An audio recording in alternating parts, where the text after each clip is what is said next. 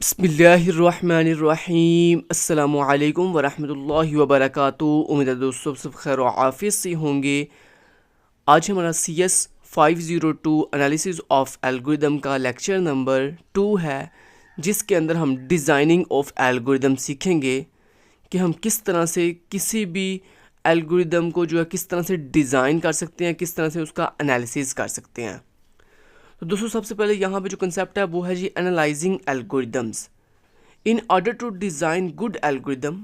कहता है जब आप एक अच्छा एल्गोरिदम डिज़ाइन करना चाहते हो, we must first agree the criteria for making algorithm. कहता है उसका जो पहला क्राइटेरिया, उसकी जो पहली नीड है, जो पहली रिक्वायरमेंट है, वो ये होती है कि आप अपने एल्गोरिदम को क्या करो, मेजर करो। मतलब देखो कि क्या आया कि आपका एल्गोरिदम जो है वो अच्छा है या बुरा है।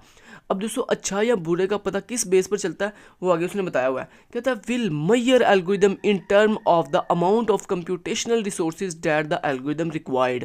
कहता है हम मेजर जो है एल्गोरिदम को इस तरह से कर सकते हैं कि उस एल्गोरिदम को जिन जिन रिसोर्सेज की ज़रूरत है ना, उन रिक्वायर्ड रिसोर्सेज की बेस पर हम जो है वो अपने एल्गोरिदम को क्या कर सकते हैं, मेजर कर सकते हैं कि आया कि हमारा एल्गोरिदम ठीक है या नहीं ठीक। आगे उसने बात किया कि वो आया कि वो जो हम रिसोर्सेज की बात कर रहे हैं वो रिसोर्सेज कौन से हैं। कहता these resources include mostly running time and memory. कहता है वैसे तो बहुत से रिसोर्सेज होते हैं अपने एल्गोरिदम को मेजर करने के या उसकी उसकी नीड को पूरा करने के, लेकिन कहता है जो दुनिया के अंदर मोस्टली दो जो रिसोर्सेज की ज़रूरत होती है हमें किसी भी एल्गोरिदम के लिए, उसमें पहला जो होता है वो होता है रनिंग टाइम, कि मतलब आपके इस एल्गोरिदम को कितना टाइम लगेगा रन होने के लिए, और दूसरा मेमोरी, यानी आपका एल्गोरिदम कंप्यूटर के अंदर कितनी मेमोरी लेगा, कितनी मेमोरी यानी कितनी स्पेस जो है वो उसे दरकार होगी आपके एल्गोरिदम को रन होने के लिए। तो दो चीज़ें जो हैं ज़रूरी हैं, रनिंग टाइम और मेमोरी। अब रनिंग टाइम दोस्तों अब ज़रूरी है किसके लिए, एल्गोरिदम को रन करने के लिए, और दूसरा स्पेस यानी मेमोरी ज़रूरी है एल्गोरिदम को रन करने के लिए। अब बात ये आती है कि हमें कैसे पता चलेगा कि ये एल्गोरिदम जो है वो गुड है या बैड है। तो दोस्तों ये बात याद रखना, जो एल्गोरिदम जितने कम टाइम के अंदर एग्जीक्यूट होता है और जितनी कम स्पेस जो है वो लेता है, इसका मतलब है वो एल्गोरिदम उतना ही ज़्यादा जो है वो एफिशिएंट है, उतना ही ज़्यादा जो है वो अच्छा एल्गोरिदम है। और जो एल्गोरिदम जितना ज़्यादा टाइम लेगा रन होने के लिए और जितनी ज़्यादा मेमोरी कंज्यूम करेगा, मतलब जितनी ज़्यादा स्पेस लेगा रन होने के लिए, उतना ही वो जो है एल्गोरिदम आपका बैड है, उतना ही वो एफिशिएंट नहीं है। ठीक है जी, तो ये टॉपिक आपका यहाँ पे एंड होता है एनालाइजिंग एल्गोरिदम का। अगला दोस्तों टॉपिक है जी model of computation. Another goal that we will have in this course in that our analysis be as independent as possible of the variations in machine operating system compiler और programming language। कहता है जनाब model of computation का मतलब ये है कि आपके एल्गोरिदम के अंदर जो स्टेप्स हैं, जो उसका मॉडल है, वो इस तरह से डिज़ाइन होना चाहिए कि वो किसी मशीन पर डिपेंड ना करता हो, वो किसी स्पेसिफिक ऑपरेटिंग सिस्टम पर डिपेंड ना करता हो, वो किसी कंपाइलर पर डिपेंड ना करता हो, और ना ही वो किसी स्पेसिफिक प्रोग्रामिंग लैंग्वेज पर डिपेंड करता हो। मतलब वो इन सब चीज़ों से आज़ाद हो, वो इन सब चीज़ों से क्या होना चाहिए, आज़ाद होना चाहिए। वो सिर्फ़ और सिर्फ क्या होना चाहिए, मैथमेटिकल एंटिटीज़ होनी चाहिए जिनको ह्यूमन जो है वो इजीली अंडरस्टैंड कर सकें, ना कि वो किसी मशीन ऑपरेटिंग सिस्टम कंपाइलर या फिर प्रोग्रामिंग लैंग्वेज पर डिपेंड करता हो। अगर दोस्तों आपका जो मॉडल ऑफ कंप्यूटेशन है, मतलब जो आपका एल्गोरिदम है जो आपने डिज़ाइन किया है अपनी प्रॉब्लम को सॉल्व करने के लिए, अगर वो आपकी किसी स्पेसिफिक मशीन या ऑपरेटिंग सिस्टम या किसी स्पेसिफिक कंपाइलर या फिर किसी स्पेसिफिक प्रोग्रामिंग लैंग्वेज पर डिपेंड कर रहा है, तो इसका मतलब है आपका एल्गोरिदम एफिशिएंट नहीं है, आपका एल्गोरिदम अच्छा नहीं है। चलें जी, तो ये यहाँ तक आपका कंसेप्ट जो है कंप्लीट होता है। नेक्स्ट दोस्तों वो अब कह रहा है टू डायमेंशनल मैक्सिमा। अब ये क्या है दोस्तों, ये बेसिकली एक एग्जाम्पल के थ्रू आपको वो समझाने जा रहा है कि किस तरह से हम एक गुड जो एल्गोरिदम है वो डिज़ाइन करते हैं। अब यहाँ पे उसने एक एग्जांपल लिया। अब यहाँ पे इस एग्जांपल को उसने 2 डायमेंशनल मैक्सिमा क्यों कहा है, इसको मैं थोड़ी देर में आपको डिफाइन कर दूंगा कि इसको 2 डायमेंशनल मैक्सिमा क्यों कहा गया है। ठीक है, तो चलें जी। सबसे पहले यहाँ पे दोस्तों उसने लिखा हुआ है suppose you want to buy a car. कहता है मान लो तुम एक कार जो है वो ख़रीदना चाहते हो। आगे you want to pick the fastest car, और तुम ये भी चाहते हो कि जो कार तुम ख़रीदना चाहते हो वो कार बहुत ही तेज़ रफ्तार हो, मतलब उसकी स्पीड बहुत ही फास्ट होनी चाहिए। आगे but fast car are expensive, लेकिन कहता है ये याद रखना कि जो महंगी कार होती है, जो फास्टेस्ट यानी तेज़ कार होती है ना, वो हमेशा क्या होती है, महंगी होती है। आगे यू वांट टू चीपेस्ट, लेकिन तुम ये चाहते हो कि तुम जो फास्टेस्ट कार ख़रीदना चाहते हो ना वो बहुत ही सस्ती हो, मतलब सस्ती भी हो और तेज़ रफ्तार भी हो। मतलब हमारी ये विश ये है कि हम एक ऐसी कार परचेज़ करना चाहते हैं जो कार जो है जिसकी स्पीड भी ज़्यादा हो और जिसकी प्राइस भी कम हो, चीपेस्ट हो। आगे you can not decide which is more important, लेकिन कहता तुम ये डिसाइड नहीं कर पा रहे, तुम ये अंदाज़ा नहीं लगा पा रहे कि तुम्हारे लिए कौन सी चीज़ इंपॉर्टेंट है, स्पीड ज़्यादा इंपॉर्टेंट है या प्राइस ज़्यादा इंपॉर्टेंट है। क्योंकि अगर स्पीड बढ़ाते हैं तो प्राइस बढ़ जाती है, लेकिन तुम ये चाह रहे हो कि स्पीड भी बढ़े लेकिन प्राइस क्या हो, कम हो, यानी प्राइस कम प्राइस के अंदर आप एक ज़्यादा स्पीड वाली कार जो है वो परचेज़ करना चाहते हो।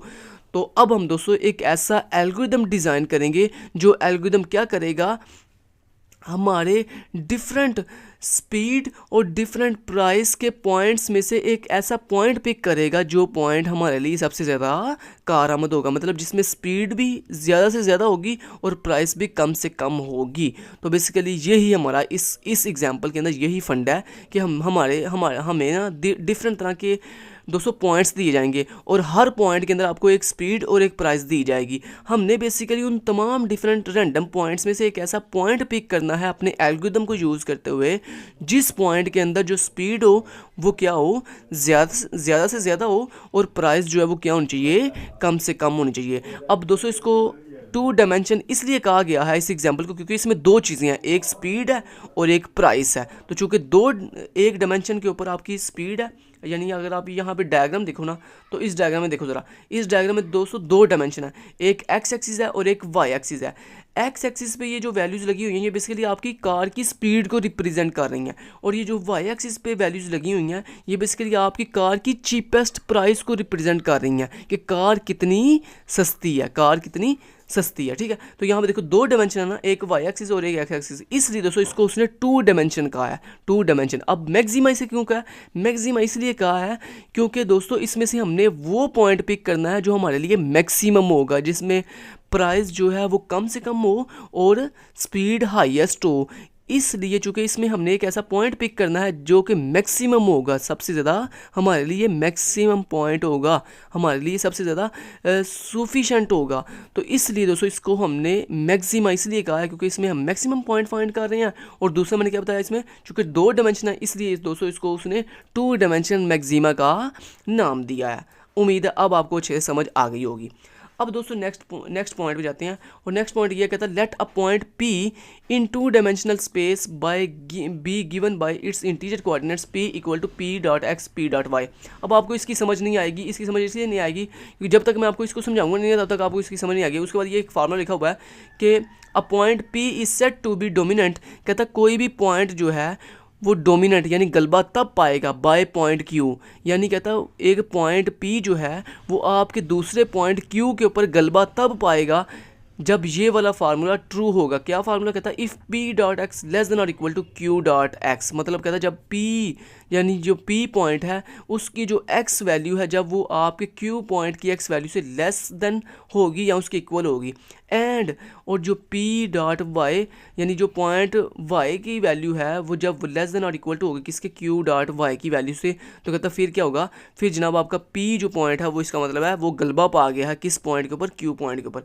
अब आपको यहाँ पे P डॉट एक्स और Q डॉट एक्स इनकी समझ नहीं आ रही होगी तो ये बेसिकली एक फार्मूला, इस फार्मूले को याद कर लें, लेकिन मैं आपको ये नहीं कहूँगा आपको इसको रटा लगाएं, बल्कि बेफिक्र रहें। आपको पता ना KST लर्निंग यूट्यूब चैनल पर आपको हर वो चीज़ समझाई जाती है ईजी पॉइंट्स के साथ जो आपको समझ ना आ रही हो। तो चलें अब चलते हैं पेंट के ऊपर। अब आपको समझाता हूँ मैं जनाब कि यहाँ पे क्या मतलब है इन सब बातों का। तो दोस्तों मुझे सबसे पहले आप ये बताओ कि जब आप किसी चीज़ को कंपेयर करते हो तो उसके लिए आपको कितनी चीज़ों की ज़रूरत पड़ती है? कम से कम 2 चीज़ों की।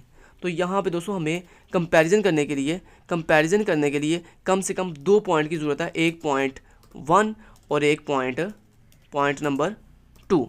अब दोस्तों जो पॉइंट नंबर 1 जिसको हम कह रहे हैं ना, इसको बेसिकली उसने नाम दिया है पी का। क्या नाम दिया है? पी का। अब इंशाल्लाह आपको समझ आएगी कि पी और क्यू बेसिकली किस चीज़ की वो बात कर रहा था। तो बेसिकली दोस्तों वो 2 पॉइंट ले रहा है, एक पॉइंट 1 मतलब जिसको उसने आपस में जिन 2 पॉइंट्स को आपस में कंपेयर करना ना, कि मतलब पॉइंट्स को कंपेयर करके पता चलेगा ना कि इसमें से कौन सा पॉइंट हमारे लिए ज़्यादा एफिशिएंट है, मतलब किस पॉइंट में ज़्यादा जो है वो फास्टेस्ट है और प्राइस जो है वो कम से कम है। तो इसलिए हमने यहाँ पे 2 पॉइंट लेंगे और उन 2 पॉइंट को आपस में कंपेयर करके उनमें से कोई एक पॉइंट जो है वो पिक करेंगे। तो यहाँ पे उसने पॉइंट 1 जो लिया उसको उसने पी का नाम दिया है, और जो उसने पॉइंट 2 लिया कंपैरिजन करने के लिए उसने क्यू का नाम दिया। अब अगली बात, जैसे कि आपको पता है हर पॉइंट में 2 वैल्यूज़ हैं। हर पॉइंट में कितनी वैल्यूज़ हैं? 2 वैल्यूज़ हैं। 2 वैल्यूज़ कैसे? एक कार की स्पीड और एक कार की चीपेस्ट प्राइस। तो दोस्तों यहाँ पे जैसे कि मैं बता चुका हूँ कि हर पॉइंट में 2 वैल्यूज़ हैं, तो इसी तरह पॉइंट 1 में भी कितनी वैल्यूज़ हैं? 2 वैल्यूज़ हैं। एक उसकी कार की क्या जी? स्पीड है। तो पहला जो 200 वैल्यू है वो कार की स्पीड को रिप्रेजेंट कर रही है, और जो दूसरी वैल्यू है वो कार की प्राइस को, चीपेस्ट प्राइस को रिप्रेजेंट कर रही है। किसको? चीपेस्ट प्राइस को रिप्रेजेंट कर रही है। तो यहाँ भी याद रखना, जो दूसरी वैल्यू है वो कार की चीपेस्ट प्राइस को रिप्रेजेंट कर रही है। ठीक है, समझ आ गई बात की? तो चलें, पहली वैल्यू कार की स्पीड को रिप्रेजेंट कर रही है और दूसरी वैल्यू कार की चीपेस्ट प्राइस को रिप्रेजेंट कर रही है। अब दोस्तों यहाँ पे ये जो स्पीड है ना, ये जो स्पीड है, जो पहली वैल्यू आपकी स्पीड को रिप्रेजेंट कर रही है, इसको उसने एक्स का नाम दिया है। और ये जो आपकी चीपेस्ट प्राइस है ना, जो आपकी कार की चीपेस्ट प्राइस, दूसरी ये जो वैल्यू है, मतलब आपके हर पॉइंट के अंदर ये जो दूसरी वैल्यू है जो कि आपकी कार की चीपेस्ट प्राइस को रिप्रेजेंट कर गया, इसको उसने वाई का नाम दिया। ठीक है, ऐसे ही दोस्तों अब नेक्स्ट जो दूसरा पॉइंट है, इस पॉइंट के अंदर अब क्या होगा? देखिए इस पॉइंट के जैसे कि आपको पता है हर पॉइंट में अब 2 वैल्यूज हैं, तो इस पॉइंट में भी कितनी वैल्यूज होंगी? 2। एक आपकी स्पीड और एक आपकी कार की चीपेस्ट प्राइस। तो स्पीड को वो एक्स कह रहा है और चीपेस्ट प्राइस को वो वाई कह रहा है। तो अगर दोस्तों अब मैं आपको कहूँ कि ये जो आपने पहला पॉइंट लिखा P into x comma Y, इसको आप ब्रीफली एक्सप्लेन करो तो आप कैसे लिखोगे? इसको आप लिखोगे P dot x mean point of x, मतलब पॉइंट कौन सा आपका? P point mean point number 1 की स्पीड, एक्स मीन स्पीड, और उसके बाद comma P dot y mean point 1 की चीपेस्ट प्राइस। उम्मीद है अब आपको समझ आ गई होगी। पी डॉट एक्स का मतलब है पॉइंट 1 की स्पीड और पी डॉट वाई का मतलब है पॉइंट 1 की चीपेस्ट प्राइस। ऐसे ही अगर आप यहाँ पे लिखो, अब यहाँ पे इस पॉइंट का नाम क्या? क्यू। तो आप यहाँ पे इसको कैसे लिखोगे? Q dot x comma q dot y. अब यहाँ पे क्यू डॉट एक्स क्या है? पॉइंट 2 की स्पीड, और क्यू डॉट वाई क्या है? पॉइंट 2 की चीपेस्ट प्राइस। ठीक है, समझ आ गई बात की?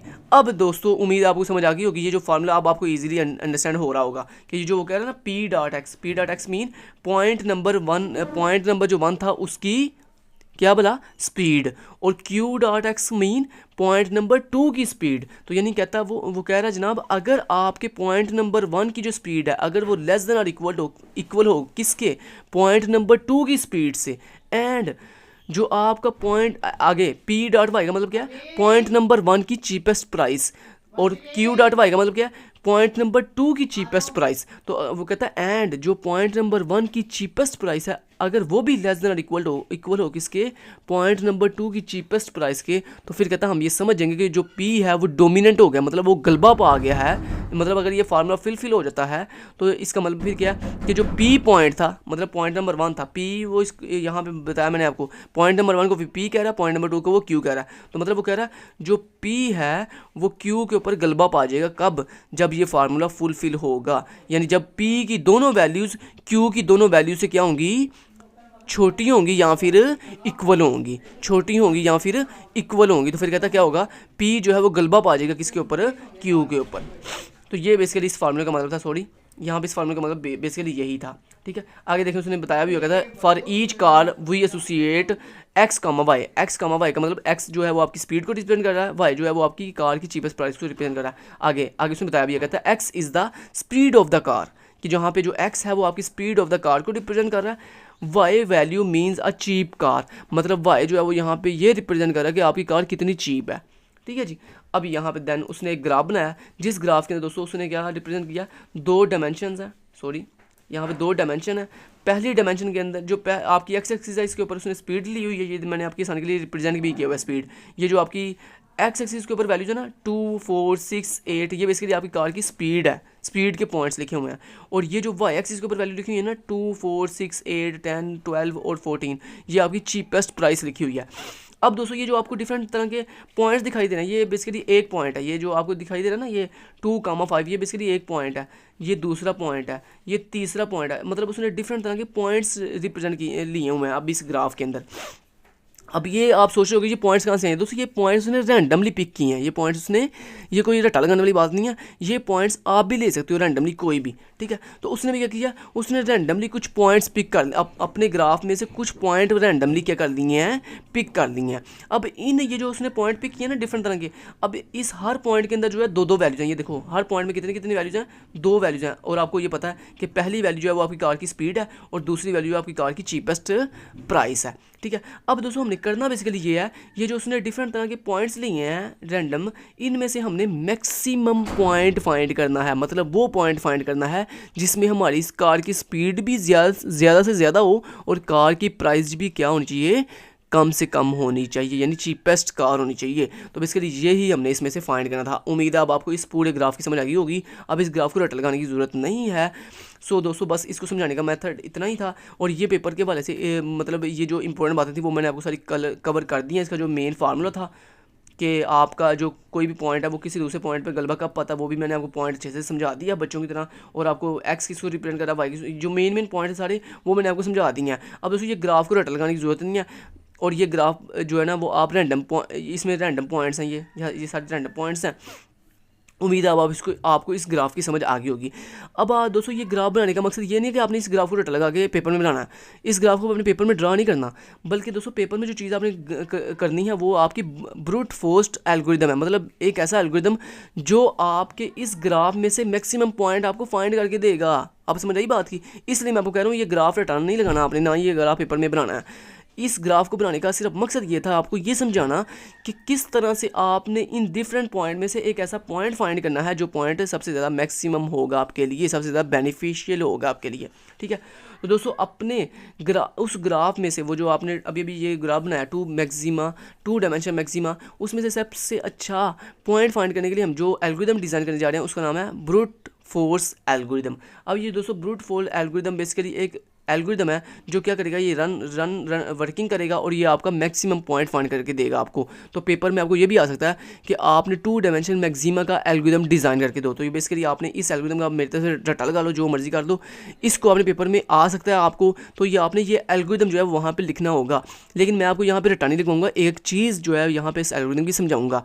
एक बात ये भी याद रखिएगा और दूसरी बात ये भी याद रखिएगा, इस एल्गोरिदम के साथ साथ कोई स्टेटमेंट अपनी मर्ज़ी से कोई स्टेटमेंट दे सकते हैं और आप कह सकते हैं कि मुझे इस स्टेटमेंट के अकॉर्डिंग जो है वो एक एल्गोरिदम डिज़ाइन करके दो। तो मैं आपको इंशाल्लाह इस वीडियो के लास्ट पे जो है डिफरेंट 2-3 एल्गोरिदम जो है डिज़ाइन करके दूंगा आपकी आसानी के लिए, जिससे आपको ये आइडिया हो जाएगा कि आप एल्गोरिदम किसी कोई भी स्टेटमेंट अगर आपको दी जाए तो आप उसके अकॉर्डिंग जो है एल्गोरिदम किस तरह से डिज़ाइन कर सकते हो। समझ आ गई बात की? चलें जी दोस्तों अब इस एल्गोरिदम को देखते हैं। सबसे पहले इसमें क्या लिखा हुआ है, मैक्सिमा। मैक्सिमा बेसिकली दोस्तों हमारे फंक्शन का नाम है। मतलब वो फंक्शन जो फंक्शन हमें मैक्सिमम पॉइंट फाइंड करके देने लगा है, उस फंक्शन का नाम क्या हमने रखा है, मैक्सिमा। अब दोस्तों उस फंक्शन को हमने 2 पैरामीटर पास किए हैं। पहला पैरामीटर है इंट एन। ये इंट एन क्या है? इंट एन बेसिकली आपके नंबर ऑफ पॉइंट्स हैं कि आपके ग्राफ में कितने टोटल पॉइंट्स हैं। तो n आपकी टोटल नंबर ऑफ पॉइंट्स को रिप्रेजेंट कर रहा है। उसके बाद point of p into 1 into n का मतलब क्या है? बेसिकली ये वो एरे है जिसमें आप मतलब ये वो एरे ऑफ वैल्यूज़ है जिसमें आपकी तमाम की तमाम पॉइंट्स की क्या पड़ी हुई हैं, वैल्यूज़ पड़ी हुई हैं, ठीक है। दोबारा रिपीट करता हूँ, मैक्सिमा आपके फंक्शन का नेम है। इंट एन बेसिकली आपके टोटल नंबर ऑफ पॉइंट्स को रिप्रेजेंट कर रहा है कि आपके कितने टोटल नंबर ऑफ पॉइंट्स हैं, 2 पॉइंट हैं, 3 पॉइंट हैं, 4 पॉइंट है, मतलब कितने टोटल नंबर ऑफ पॉइंट्स हैं जिसमें से आपने एक पॉइंट जो है वो पिक करना है। तो उसके बाद ये जो एरे आपको रिप्रेजेंट की जा रही है पी के नाम से, इसमें बेसिकली वो वैल्यूज़ आपके वो तमाम की तमाम पॉइंट्स की वैल्यूज़ हैं, जिन वैल्यूज़ में से आपने कोई एक वैल्यू जो है वो पिक कर वैल्यूज़ को जो है वो कंपेयर करना होगा, ठीक है।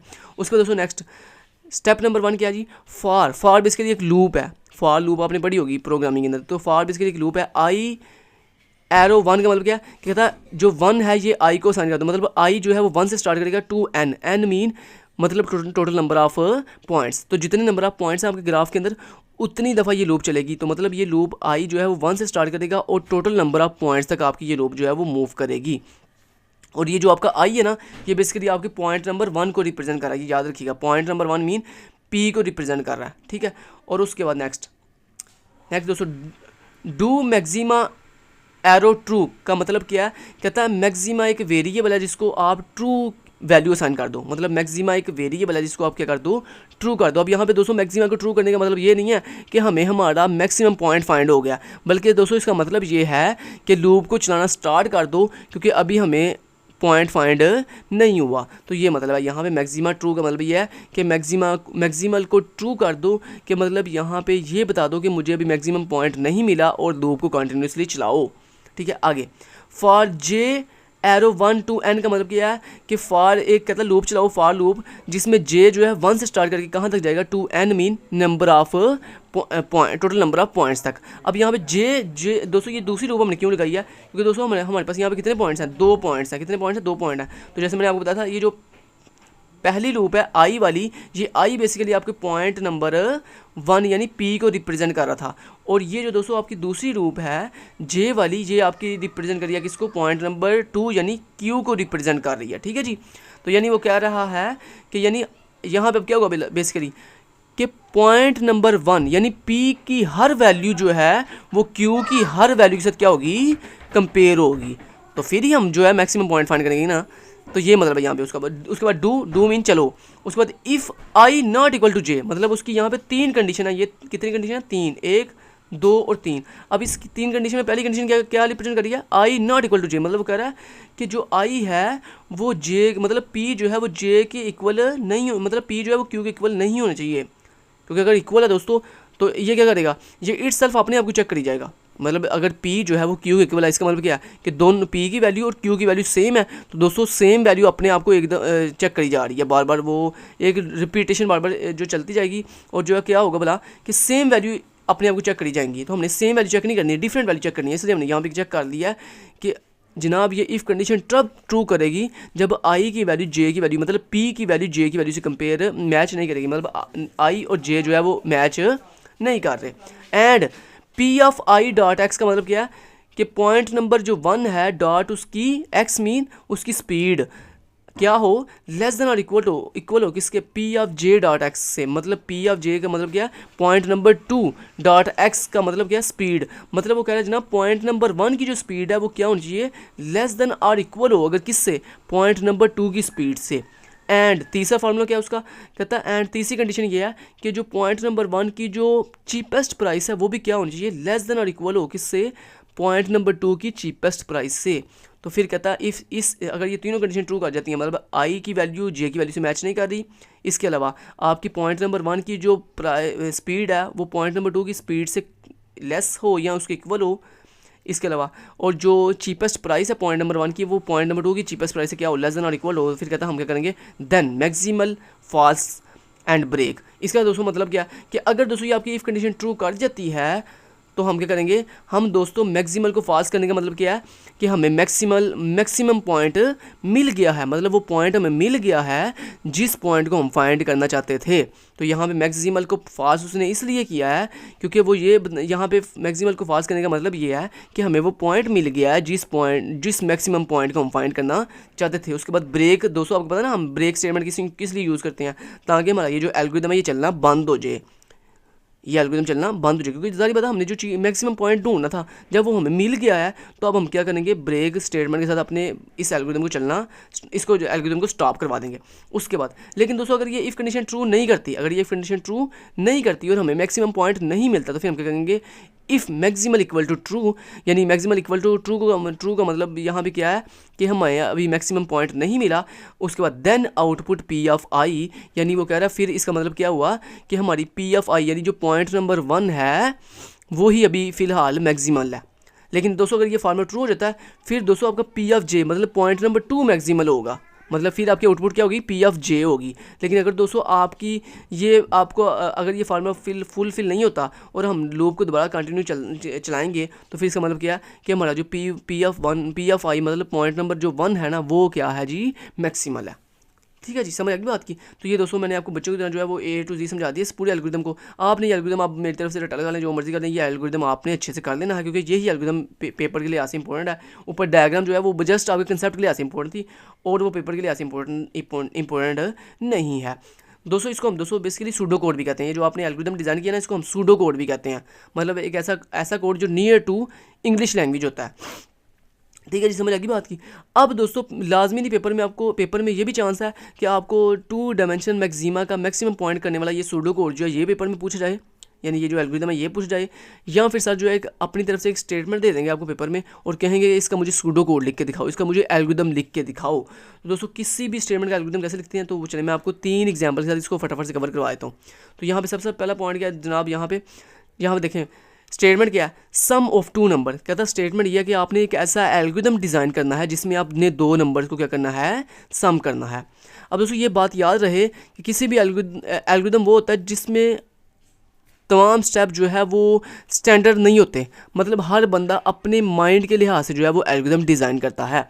ठीक है जी, अब यहाँ पे देखें सबसे पहला पॉइंट क्या है कि सम ऑफ 2 नंबर के लिए आपको क्या चाहिए, सबसे पहले तो वो 2 नंबर चाहिए जिनको आपने आपस में ऐड करना है। तो पहला स्टेप क्या होगा, स्टेप नंबर 1 दोस्तों ये होगा इनपुट ए, मतलब आपने सबसे पहले इनपुट ए का मतलब क्या, पहली जो वैल्यू है इन वैल्यू नंबर 1 जो नंबर 1 जो है वो इनपुट कर लिया, मतलब टेक कर लिया यूज़र से। स्टेप नंबर 2 क्या, इनपुट बी, मतलब वैल्यू नंबर 2 जो है वो आपने टेक करनी है। ये 2 स्टेप हो गए। ठीक है, स्टेप नंबर 3 क्या है, sum equal to a plus b, मतलब जो आपने वैल्यू ए ली थी और जो वैल्यू बी ली है उन दोनों को आपस में ऐड करके किस में रखवा दिया, सम वेरिएबल के अंदर रखवा दिया। उसके बाद स्टेप नंबर 4 क्या होगा, प्रिंट सम, यानी अब आपने जो सम फाइंड किया उसको स्क्रीन पर क्या कर दो, डिस्प्ले कर दो, यानी प्रिंट कर दो। तो ये देखो this is a algorithm of sum of 2 number. ऐसे दोस्तों हम एल्गोरिदम लिखते हैं बेसिकली इंग्लिश लैंग्वेज के अंदर। देख रहे हो, देखो आपका जो एल्गोरिदम है वो कितना, क्या मुझे बताएं, क्या ये एल्गोरिदम किसी स्पेसिफिक प्रोग्रामिंग लैंग्वेज के ऊपर डिपेंड कर रहा है? नहीं, ये तो जस्ट एक हमने कंसेप्ट दिया है, मतलब वो स्टेप्स बताए हैं जिन स्टेप्स को फॉलो करते हुए हम अपने 2 नंबर्स को क्या करेंगे, सम करेंगे।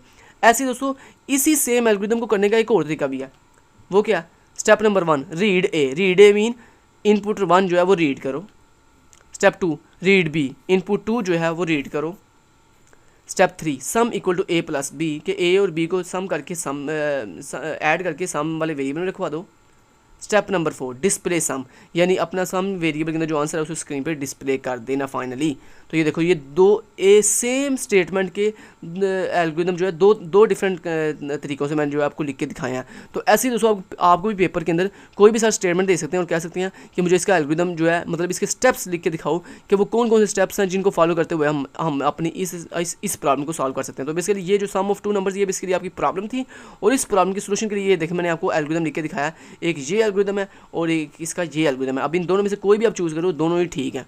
ठीक है जी, चलें जी नेक्स्ट दूसरी स्टेटमेंट, स्वैप ऑफ, यानी दूसरी प्रॉब्लम स्वैप ऑफ 2 नंबर, यानी दोस्तों आपकी प्रॉब्लम ये है कि आपके पास 2 नंबर है जिनको आपने स्वैप करना है, मतलब इंटरचेंज करना है। मतलब एक मतलब मान लो जैसे एक वेरिएबल है ए और दूसरा वेरिएबल है बी, अब ए में है 5 और बी में है 10। अब आप चाहते हो कि जो बी की वैल्यू 10 है वो ए को मिल जाए और जो ए की वैल्यू है वो बी को मिल जाए, इसको हम कहते हैं स्वैप ऑफ 2 नंबर। तो ये दोस्तों आपकी प्रॉब्लम है। अब इस प्रॉब्लम को सॉल्व करने के लिए वो कौन से स्टेप्स हैं जो आप परफॉर्म करोगे तो आपकी ये प्रॉब्लम सॉल्व हो जाएगी। तो सबसे पहला स्टेप क्या है, इनपुट ए, सबसे पहले आप पहली वैल्यू लोगे, मतलब जिसको आपने स्वैप करना, 2 नंबर आपको चाहिए ना, तो आपने पहला नंबर ले लिया इनपुट ए। उसके बाद इनपुट बी, दूसरा नंबर आपने टेक कर लिया यूज़र से। उसके बाद टेम्प इक्वल टू ए, इसका मतलब क्या है दोस्तों, आपने बेसिकली एक टेम्परेरी वेरिएबल बनाया जिसके अंदर आपने ए की वैल्यू स्टोर कर दी, मतलब जो आपके पास वैल्यू नंबर 1 थी ए की, वो आपने एक टेम्परेरी वेरिएबल में स्टोर कर दिया। स्टेप नंबर 4 क्या है, ए इक्वल टू बी। अब आपने क्या किया, बी की वैल्यू जो है वो उठा के किसको दे दिया है, ए को दे दी है। बी की वैल्यू दे दी है ए को, तो देखें ए बी की वैल्यू किसके पास चली गई है, ए के पास चली गई है। और उसके बाद स्टेप नंबर 5 क्या है, temp b equal to temp. क्या मतलब क्या है कि टेम्प के पास जो ए की वैल्यू पड़ी हुई थी ना, टेम्प के पास क्या थी, ए की वैल्यू, तो वो आपने टेम्प की वैल्यू उठा के किसको दे दिया है, बी को दे दिया। तो देखो बी की वैल्यू ए के पास चली गई है और ए की वैल्यू बी के पास चली गई है, क्योंकि टाइम के पास ए की वैल्यू थी तो ए की वैल्यू बी को मिल गई है और देखें बी की वैल्यू ए को मिल गई है। तो देखें वैल्यू क्या हो गई है, स्वैप हो गई है फाइनली। तो ये था दोस्तों एल्गोरिदम स्वैप ऑफ 2 नंबर का। अब नेक्स्ट चलते हैं। नेक्स्ट दोस्तों हमारे पास जो है दूसरा जो एल्गोरिदम, तीसरा जो एल्गोरिदम है वो है जी find a value from array. कि आपके पास एक एरे है जिसमें से आपने एक वैल्यू फाइंड करनी है, तो आपने इसके स्टेप्स लिखने हैं, इसका एल्गोरिदम डिज़ाइन करना। तो स्टेप नंबर 1 क्या है जनाब, इनपुट एरे। कि सबसे पहले आप वो एरे लोगे जिसमें से आपने वैल्यू फाइंड करनी है। स्टेप नंबर 2 क्या है, फॉर 1 टू एन। का मतलब क्या है दोस्तों, आप लूप चलाओगे जो 1 से स्टार्ट करके एन तक जाएगी। एन क्या है, total number of values in array. कि मतलब आपकी एरे में जितनी नंबर ऑफ वैल्यूज़ हैं वो यहाँ पे एन को रिप्रेजेंट, एन वो जो है उसको रिप्रेजेंट कर रहा है। तो आप 1 से स्टार्ट करके मतलब अपनी एरे की पहली वैल्यू से स्टार्ट करोगे सर्चिंग करना, और कहाँ तक जाओगे, जितने आपके टोटल नंबर ऑफ वैल्यूज़ हैं एरे के अंदर, वहाँ तक आप जो है लूप चलाकर अपनी पूरी एरे के अंदर तमाम वैल्यूज़ को जो है 1 बाय 1 विजिट करोगे। उसके बाद if a equal to array. क्या मतलब है इसका, कि कहता है चेक करो क्या ए यहाँ पे क्या है, ए बेसिकली आपकी वो वैल्यू है जो आपने सर्च करनी है, और एरे क्या है, वो जगह जहाँ जिसमें से आपने वैल्यू सर्च करनी है। तो कहता है इफ़, अगर ए मतलब कहता है जो मैंने वैल्यू फाइंड करनी है, क्या कहता है अगर वो मैच कर गई है एरे के साथ, देन कहता है रिटर्न ट्रू। कहता है क्या कर दो, रिटर्न कर दो ट्रू। ट्रू मीन 1, मतलब ये बता दो कि मुझे वैल्यू जो है, रिटर्न ट्रू का मतलब क्या है, यहाँ पे मुझे वैल्यू ये बता रहा है कि मुझे वैल्यू जो है वो क्या हो गई है, मिल गई है। और अगर दोस्तों ये इफ कंडीशन ट्रू नहीं होती तो फिर क्या हमने किया, हमने कहा लास्ट स्टेप क्या होगा, रिटर्न फॉल्स। के मतलब ये रिटर्न फॉल्स का मतलब क्या, कि मतलब आपने रिटर्न 0 करवा दिया, जिसका मतलब ये है कि मुझे वैल्यू फाइंड नहीं हुई। अब दोस्तों आपने एक चीज़ नोट की होगी, यहाँ पे देखो जो चीज़ जिस बॉडी के अंदर है ना, मैंने उसको थोड़ा हट के, ये बात याद रखिएगा, सूडो कोड या एल्गोरिथम को लिखने का तरीका ये होता है कि जो लाइन या जो स्टेप जिस बॉडी के अंदर आ रहा हो ना, उसको थोड़ा हट के लिखते हैं। ठीक है, जैसे यहाँ पे देखो ये जो इफ़ कंडीशन है ये बेसिकली इस फॉर लूप के अंदर आ रही है, इसलिए देखो मैंने इस इफ़ कंडीशन को फॉर लूप के बिल्कुल नीचे नहीं लिखा, बल्कि थोड़ा हट के लिखा है, जिसका मतलब ये है कि जिसका मतलब ये रिप्रेजेंट कर रहा है कि ये जो इफ़ कंडीशन है इस फॉर लूप के बॉडी के अंदर आ रही है। इसी तरह ये जो रिटर्न ट्रू है बेसिकली ये कब चलेगी, जब ये आपकी इफ़ कंडीशन ट्रू होगी। इसका मतलब क्या है कि ये जो रिटर्न ट्रू स्टेटमेंट है ये बेसिकली इफ़ कंडीशन की बॉडी के अंदर आ रही है, इसलिए देखो मैंने इसको थोड़ा हट के लिखा है। तो मतलब जिस स्टेटमेंट को, जिस स्टेप को आप थोड़ा हट के लिखते हो ना अपर कंडीशन से, इसका मतलब ये है कि वो आपकी अपर कंडीशन की बॉडी का पार्ट है। ठीक है, ये बात याद रखिएगा। सूडो कोड इस तरह से ये चीज़ ध्यान रखने वाली है कि जो चीज़ जिस बॉडी का पार्ट हो उसको थोड़ा हट के लिखते हैं उस लाइन से। ठीक है जी, तो ये दोस्तों सूडो कोड था find a value from array का। ऐसे ही दोस्तों आपको पेपर में कोई भी जो है एक स्टेटमेंट प्रॉब्लम दी जा सकती है और उसका कहा जा सकता है कि आप इसका एल्गोरिथम फाइंड करो। उम्मीद करता हूँ आपको ये जो 3 मैंने प्रॉब्लम करवाई हैं इनसे आपको काफ़ी हद तक जो है वो आइडिया हो चुका होगा कि आप किस तरह से जो है कोई भी सूडो कोड या कोई भी एल्गोरिथम जो है वो डिज़ाइन कर सकते हो, लिख सकते हो अपनी किसी भी प्रॉब्लम के सोल्यूशन के लिए। और पेपर में आपको इस तरह के सिंपल ही दोस्तों अगर प्रॉब्लम इस तरह से पूछी भी गई ना तो या तो सिंपल पूछी जाएगी, और या फिर आपको ये जो ब्रूट फोर्स के अंदर आपने ये जो सूडो कोड या जो एल्गोरिथम डिज़ाइन किया है अपनी मैक्सिमा 2 डायमेंशन मैक्सिमा के लिए, या फिर ये पूछा जाएगा पेपर में। तो उम्मीद करता हूँ आज के लेक्चर के अंदर जो डिटेल से बच्चों की तरह मैंने आपको सारी चीज़ें स्टेप बाय स्टेप कवर करवाई हैं वो आपको चीज़ें कवर हो चुकी होंगी। Thank you so much. Till then guys take care, Allah हाफिज़।